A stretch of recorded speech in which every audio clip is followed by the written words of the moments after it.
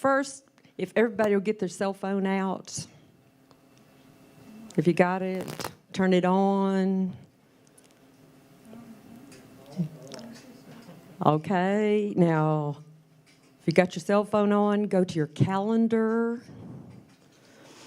And, oh, you don't have a calendar. That's okay.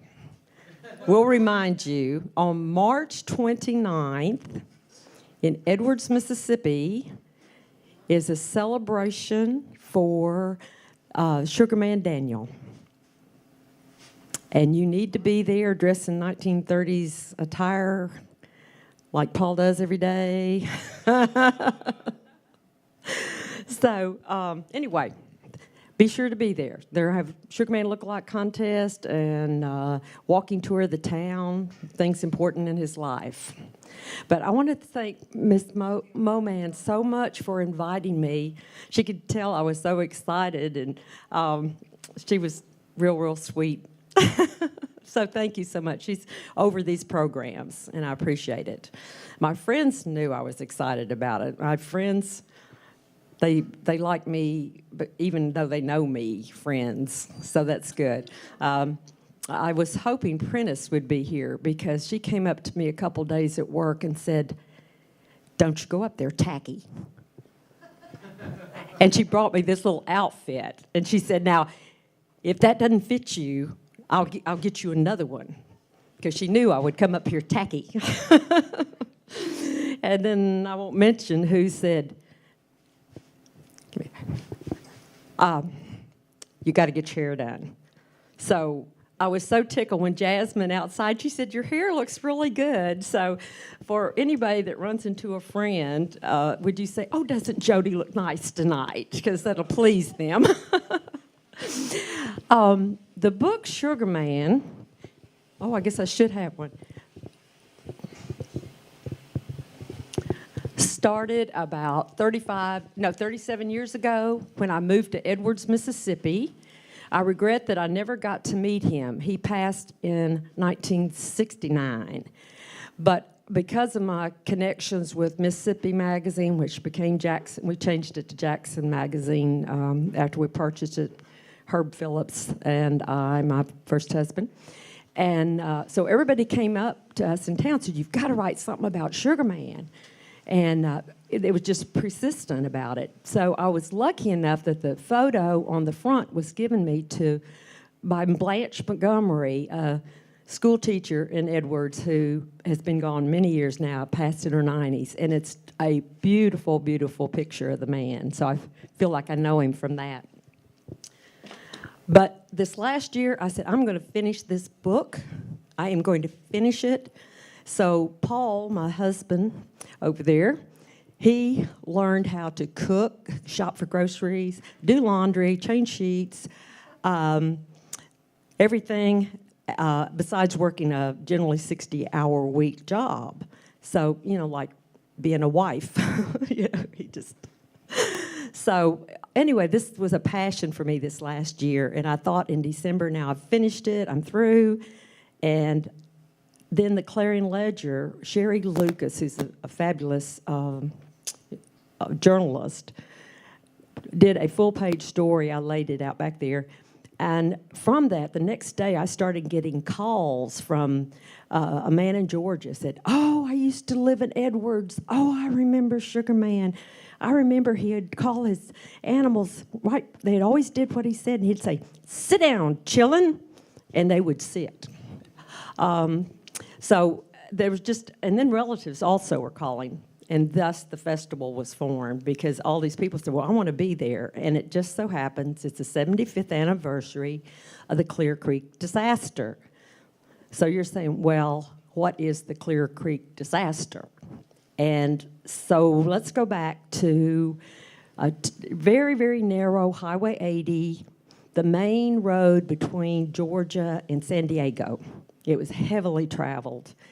And on this particular night, March 29th, 1939, there'd been weeks of rain, and it was foggy that night.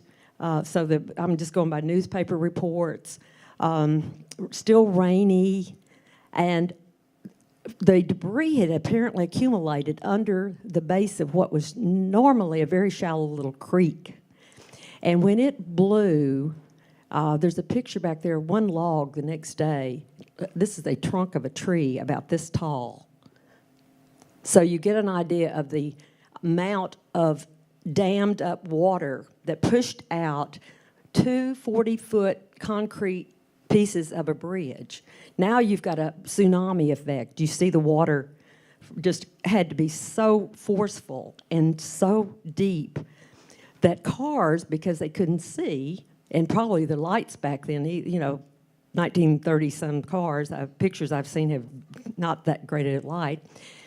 But before people could be stopped, 12 cars and one box truck went into this forceful water.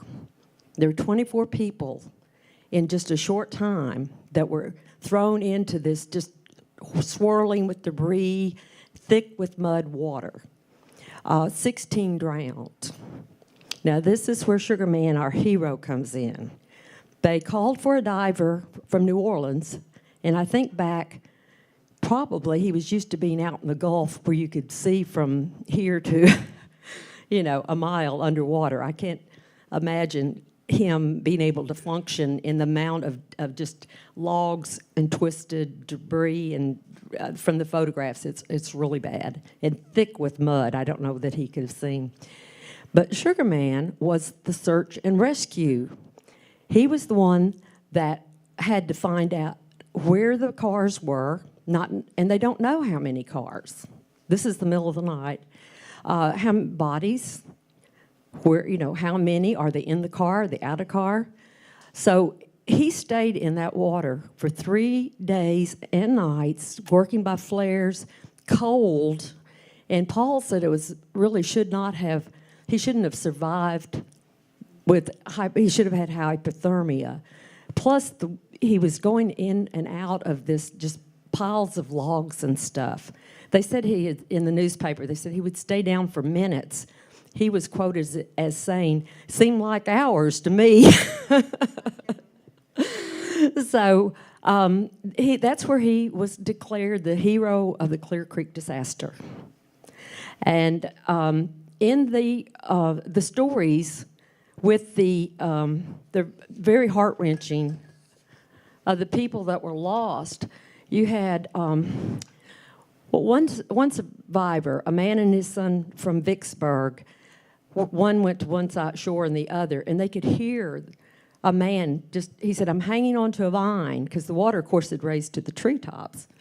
He said, "I'm hanging on, help," he was desperate. They interviewed him in the hospital. He did get out. He had some damage to his chest. He was in the hospital for several days, the man who was hanging on to the vine. But he said he could see cars going in, and he was so helpless. There was nothing he could do, but he'd see car lights going in.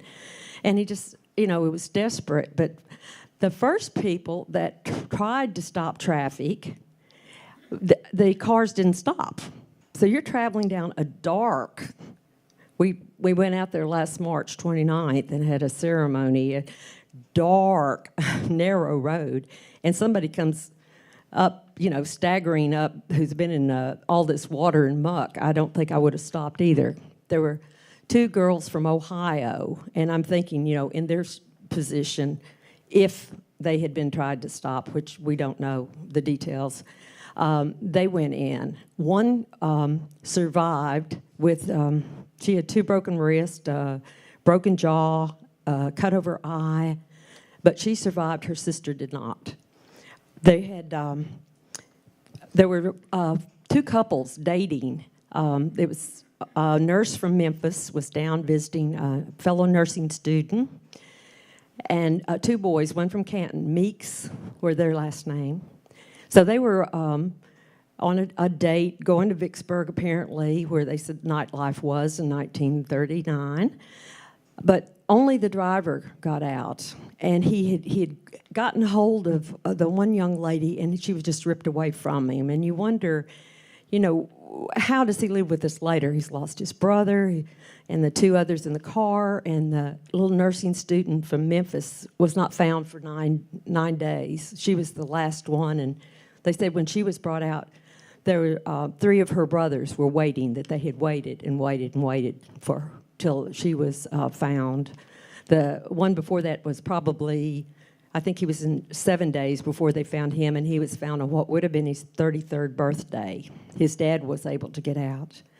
But I think the most really heart-wrenching story, if one can be more than the other, there was a car heading from the Jackson train station with 5 people headed back to Oak Grove, Louisiana.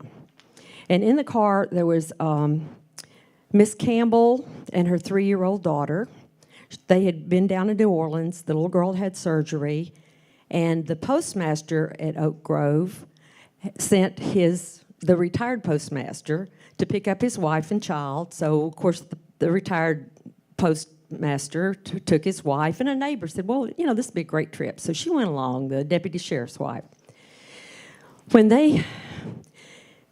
none of those survived, but you have that hope. They said the father was on the bank, and you always just have the hope, well, maybe they're somewhere else. Like in Katrina, how many of you didn't know if friends were alive for a week and then found out, oh, yes, they were, but you just couldn't tell. You didn't know, and we had that.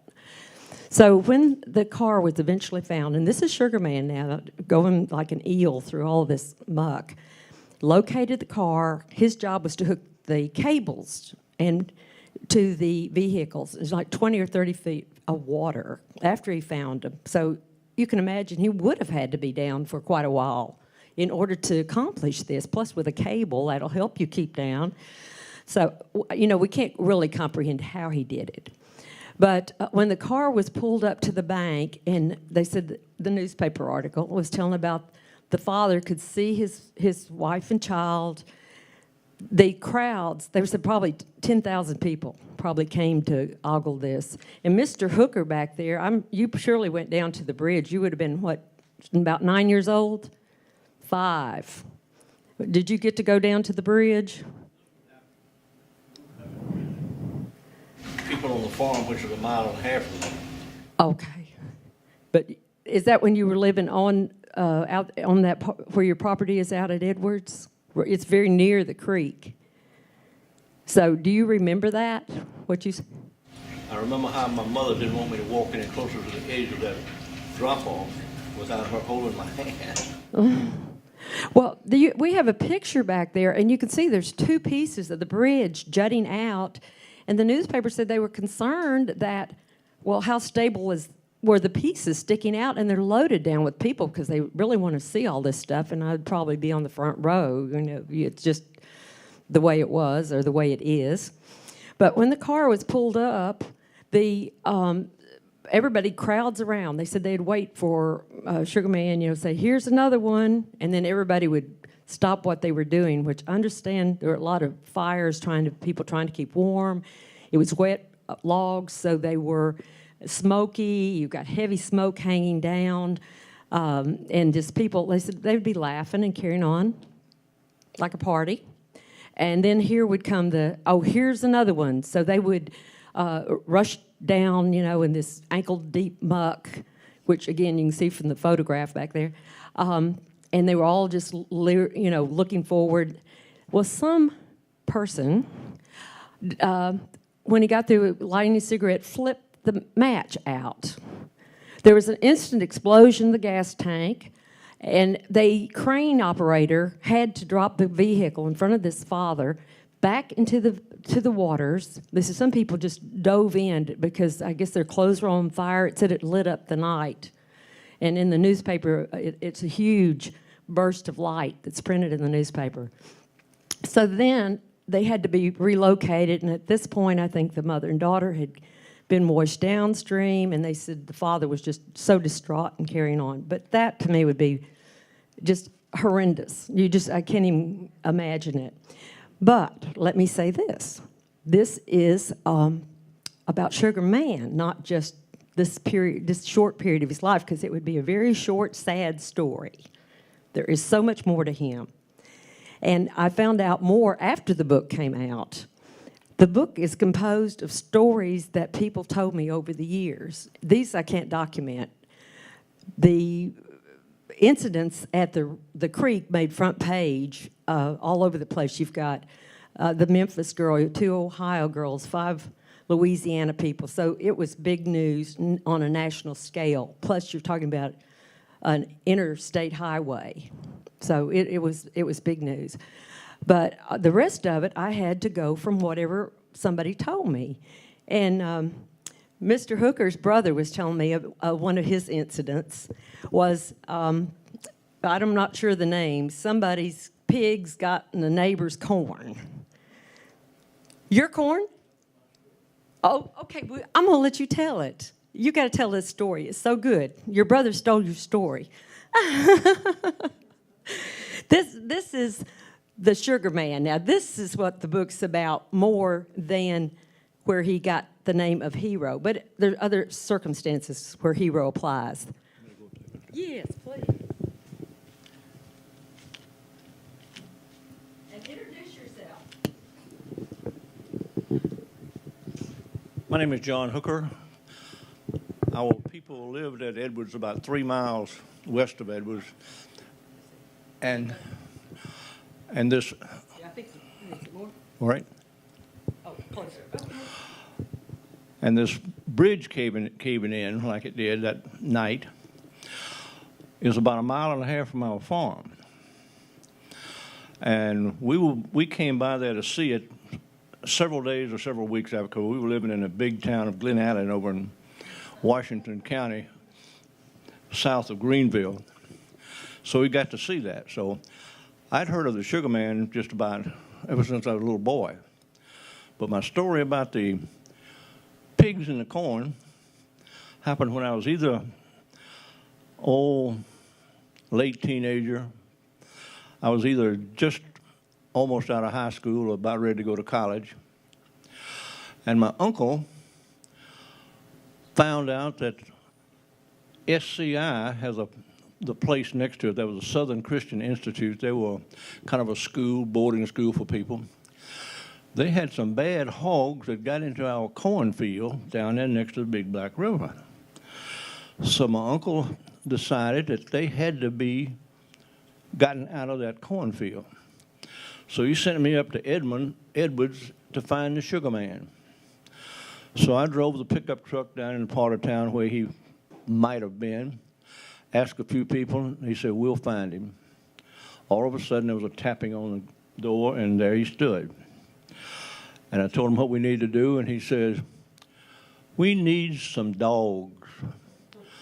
So he got out of the truck and walked to the first house that he could find, and underneath that house, he got a lead water pipe.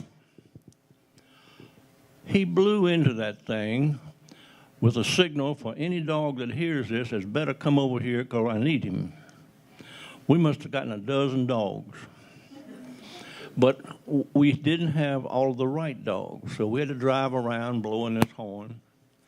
He finally found the 2 dogs that he wanted. One got up in a cab with us, and he said he doesn't have to run. This was 3 miles out there.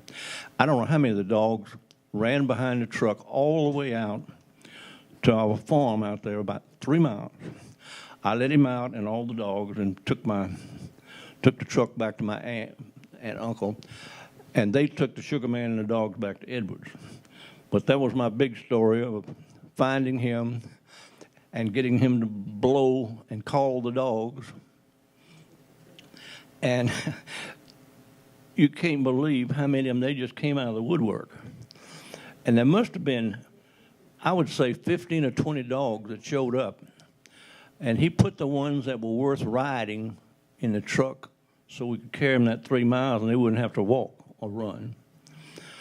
And that was my story about the Sugar Man on that. So, Did he get rid of the pigs? say again? Did he get rid of the pigs?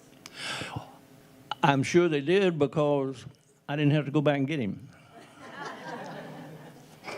And my uncle took care of that and whatnot. So, Another story up your Not really.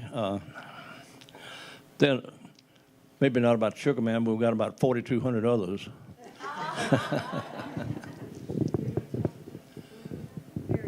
But that was my. I had seen him around town for years, and I knew who he was. And my uncle said, "You got to go get him." I don't think he always wanted to be found unless he knew exactly who it was that was looking for him.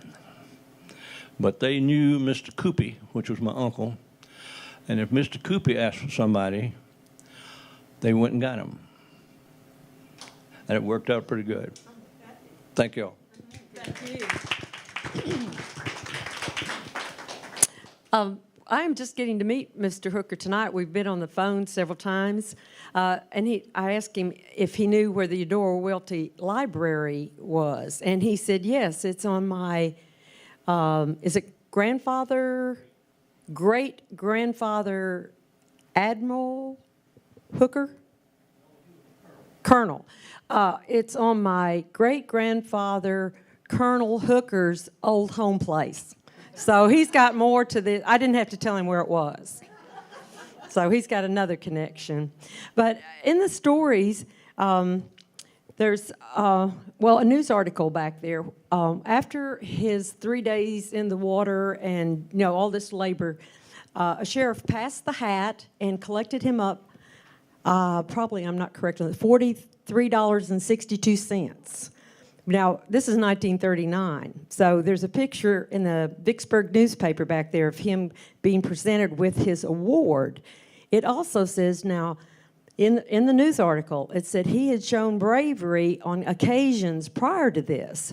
There was the time when 2 churches and 2 houses were on fire, and he fought to exhaustion until he was just laid out. I had been told about what a great firefighter he was, that he would be on the roof, the first one there, saying, "Throw up the hose," and then he would handle it from there. So they also mentioned the same article that the year before, he had been at the cattle arena where this is where the event's going to take place. March 29th is where we're going to be. It was just a brand new cattle arena, and they were having cattle auction. A bull got loose in the crowd, so he proceeds to bulldog it, jump on its back, bulldog it, pull it over. And I talked to a gentleman who's in his late 80s, Hubert Butts. I'm not sure if Mr. Hooker may know him. He said, "Oh, I was there." He said he was talking to the bull the whole time. That's how he talked to those dogs and pig and goat and all these animals that followed him around. Said, he was telling the bull, we got to get back in the truck and so on and so forth, and handled it. So he was called upon for everything. And so the chapters come from stories. There's told he had a fox, so that's got to be a chapter. And, of course, bulldogging the bull has got to be a chapter. Bad Boy the Bull, right? I know Don's read the book. We have he was called Fire Chief, and that was an honorary title from the community because it was a volunteer fire department and didn't really have a chief. But he was called that. His wife's name was Pinky, and he also owned a juke joint in the neighborhood.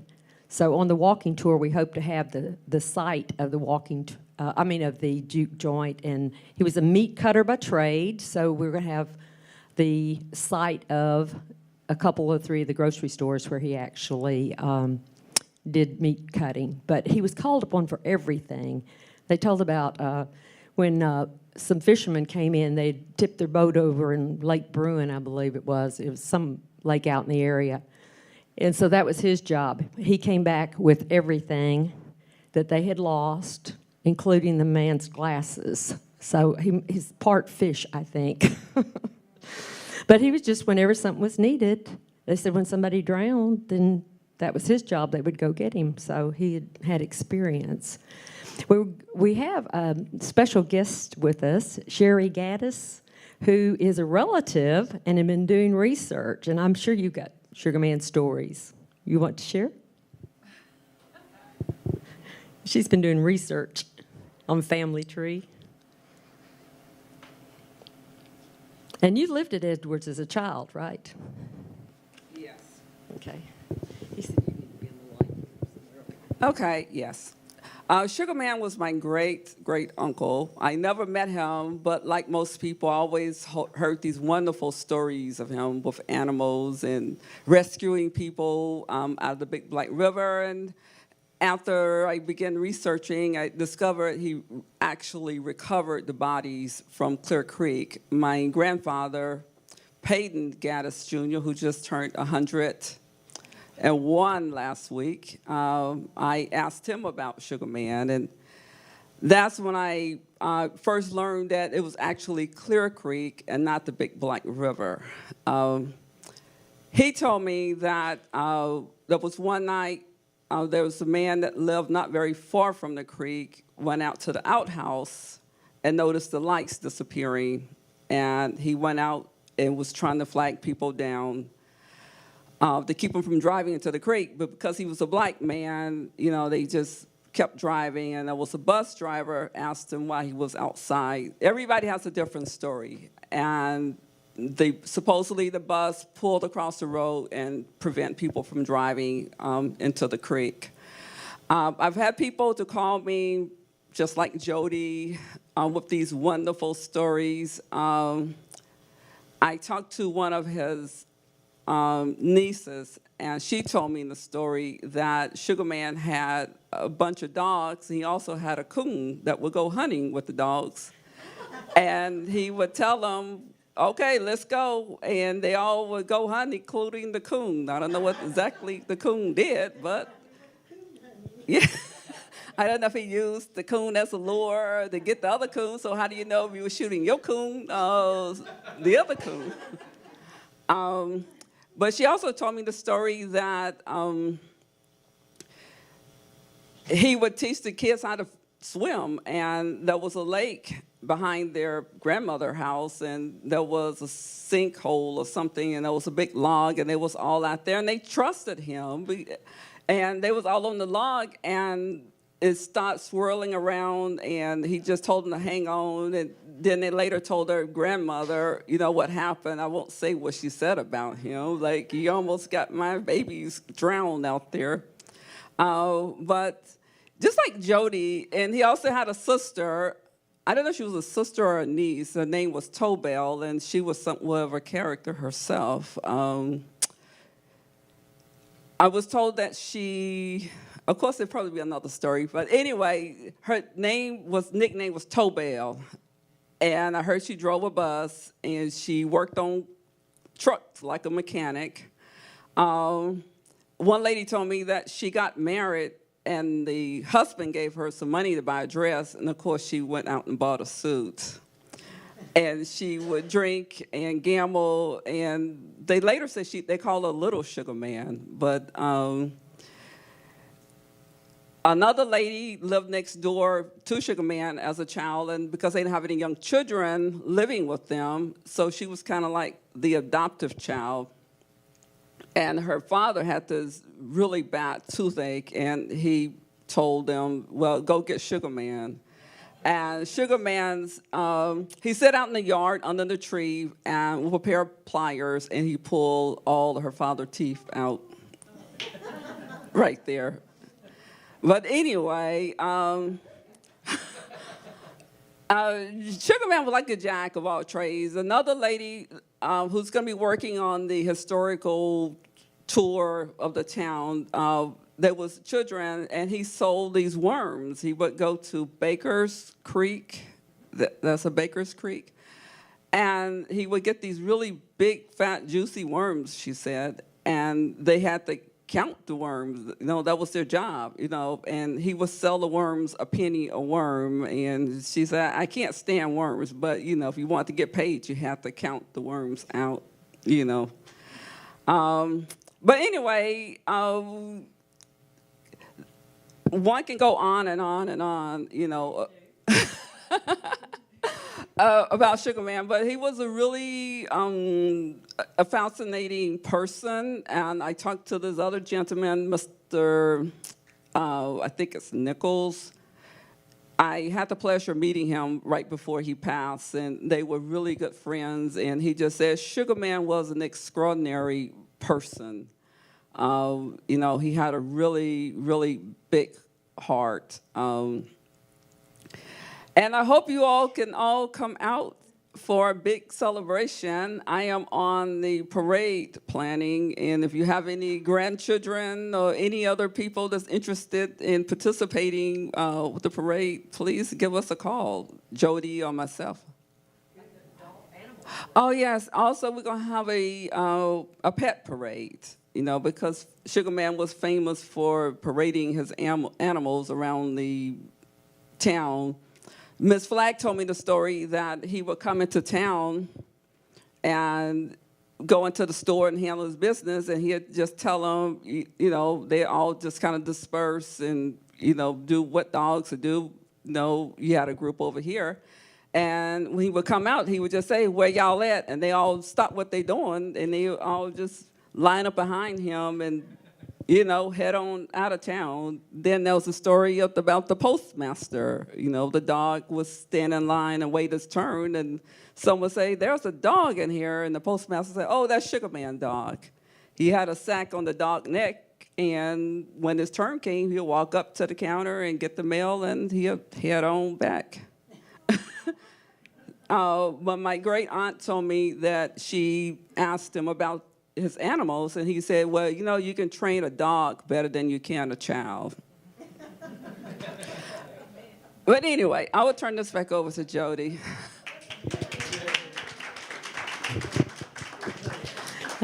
This is how the book was written. It's fictional, but it's got this little thread.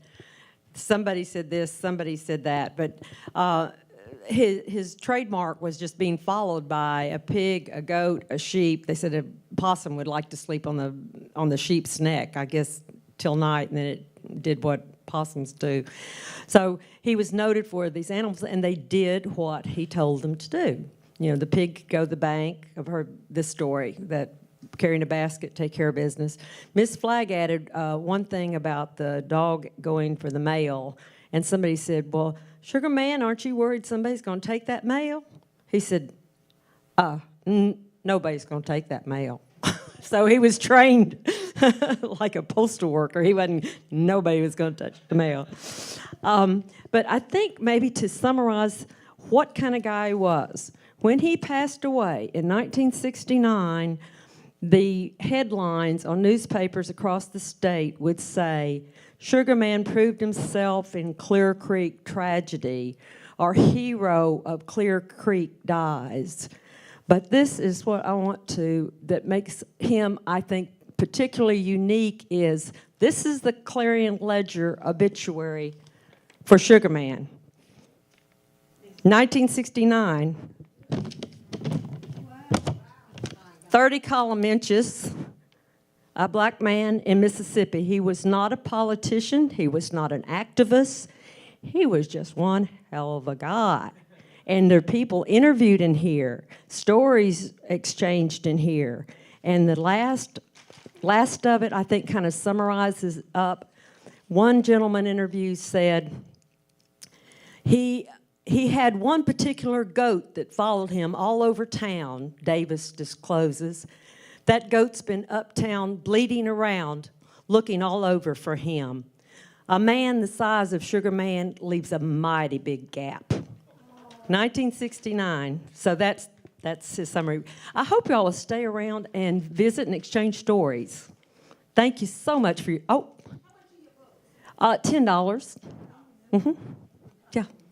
Okay, thank you so much for being here. I said, the support that I have had on this is just amazing. And I see so many friends and all out there. So thank you. Appreciate it. We're going to have more music.